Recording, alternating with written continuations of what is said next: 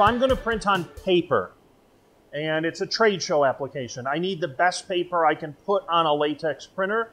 Choice one, HP Professional Satin Photo Paper. Okay, the HP Professional Satin Photo Paper, it also comes in a gloss, is my choice when I want to put something in the printer and I want an exceptional quality photo paper, just like it says.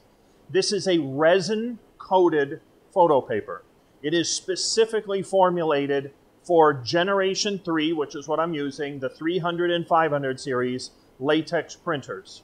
I get a beautiful print. I have no image quality issues. This is what I'm going to use for point-of-purchase, point-of-sale posters.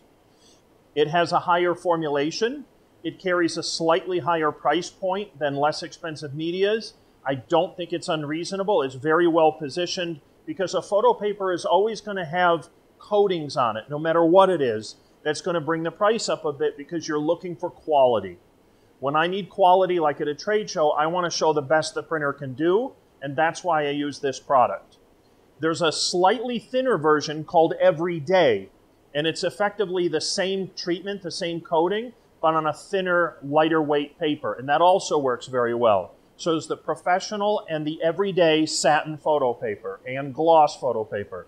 I love this product. It's excellent. I use it all the time. It's one of my go-tos. So if I get a sample or a demo request and they want to see poster paper, choice one, this always is going to work. I just want to make sure what we're showing the customer is the best we can do. It's a very good choice for paper.